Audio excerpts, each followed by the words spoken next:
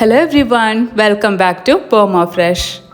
പഴയകാല കല്യാണ തലേനാളത്തെ സദ്യയിൽ വിളമ്പുന്ന നല്ല എരിവും പുളിയും കുറുകിയ ചാറോടും കൂടിയ മീൻ വറ്റിച്ചതിനെക്കുറിച്ച് ഓർക്കുമ്പോൾ തന്നെ നാവിൽ വെള്ളമൂറും.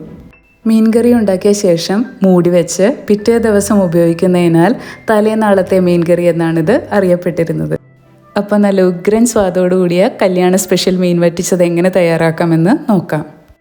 ഇത് തൊലി മാറ്റി ക്യൂബ്സായി കട്ട് ചെയ്ത് വെച്ചിട്ടുള്ള 600 ഗ്രാം മോദയാണ്. ദശക്കട്ടിയുള്ള കേര, മോദ, നെയ്മീൻ എന്നീ മീനുകളെല്ലാം തന്നെ ഇതിനു വേണ്ടി ഉപയോഗിക്കാവുന്നതാണ്. ഇനി വേണ്ടത് 4 table spoon Kashmiri chilli powder, 1/2 teaspoon മഞ്ഞൾപ്പൊടി, 1.5 ടേബിൾ സ്പൂൺ വീതം ഇഞ്ചിയും വെളുത്തുള്ളിയും അരിഞ്ഞതാണിത്. ഇത് ചതച്ചാണെങ്കിലും ചേർക്കാവുന്നതാണ്.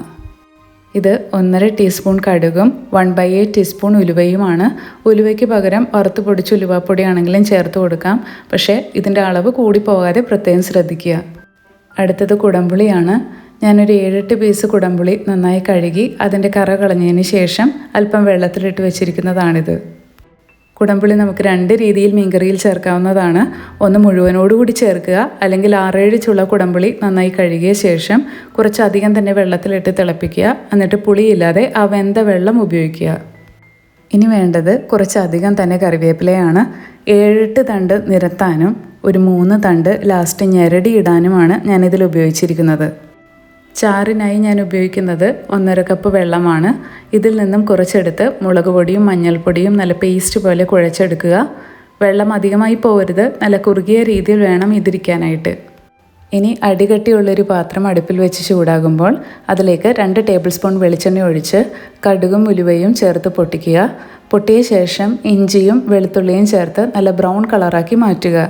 ഈ മീൻ വറ്റിച്ചതിൽ ചെറിയുള്ളി ചേർക്കാത്തത് കൊണ്ട് തന്നെ 3-4 ദിവസം കേടുകൂടാതെ ഇത് പുറത്തിരിക്കുന്നതാണ്. ഫ്രിഡ്ജിൽ വെക്കേണ്ട ആവശ്യം തന്നെയില്ല.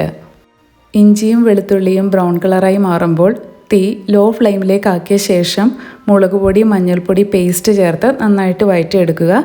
ഇതിൻ്റെ പച്ചമണം മാറ്റി എന്ന് ഉറപ്പുവരുത്തിയതിന് ശേഷം മാത്രം എടുത്തു വെച്ചിട്ടുള്ള വെള്ളത്തിൻ്റെ പകുതിയും ചേർത്ത് നന്നായിട്ട് ഇളക്കി മിക്സ് ചെയ്ത് കൊടുക്കുക. ഇനി ഇത് നന്നായി തിളച്ച് വരുമ്പോൾ കുടംപുളി അതിൻ്റെ വെള്ളത്തോടു കൂടിയും ബാക്കിയുള്ള വെള്ളവും കൂടെ ചേർത്ത് സൈഡിൽ എണ്ണ തെളിയും വരെ നന്നായി തിളപ്പിച്ചെടുക്കുക.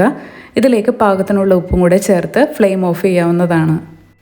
അടുത്തതായി ഒരു മൺചട്ടി അടുപ്പിൽ വെച്ച് ചൂടാകുമ്പോൾ 1 ടേബിൾ സ്പൂൺ വെളിച്ചെണ്ണ ഒഴിച്ച് ചട്ടി നന്നായി ചുറ്റിച്ചു കൊടുക്കുക.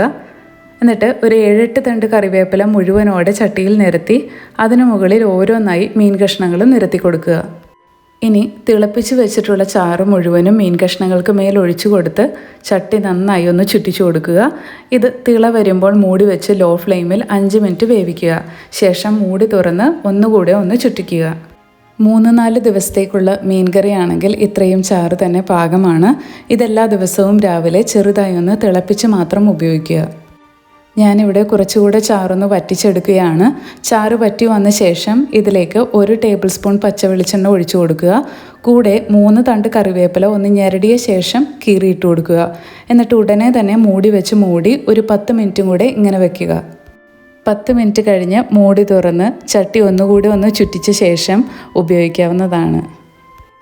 അങ്ങനെ ആവി പറക്കുന്ന നല്ല ചൂട് ചോറിൻ്റെയും പുട്ടിൻ്റെയും കപ്പയുടെയും ഒപ്പം ഒരുപോലെ ചേർന്ന് പോകുന്നതും പഴയകാല സ്മരണകളെ തൊട്ടുണർത്തുന്നതുമായ നല്ല എരിവും പുളിയും കുറുകിയ ചാറോടും കൂടിയ കല്യാണ സ്പെഷ്യൽ മീൻ വറ്റിച്ചത് റെഡിയായിട്ടുണ്ട്. ഒരു കഷ്ണവും ഒരിത്തിരി ചാറുമുണ്ടെങ്കിൽ ഒരു പറ ചോറുണ്ണാം. എല്ലാവരും ഈ മീൻ വറ്റിച്ചതൊന്ന് ട്രൈ ചെയ്ത് നോക്കി ഫീഡ്ബാക്ക് തീർച്ചയായും അറിയിക്കുക. അപ്പോൾ വീഡിയോ ഇഷ്ടമായിട്ടുണ്ടെങ്കിൽ ലൈക്കും ഷെയറും സബ്സ്ക്രൈബും കൂടി ചെയ്ത് ചാനലൊന്നുകൂടി സപ്പോർട്ട് ചെയ്യണേ. മറ്റൊരു വീഡിയോയിൽ വീണ്ടും കാണാം. Bye bye.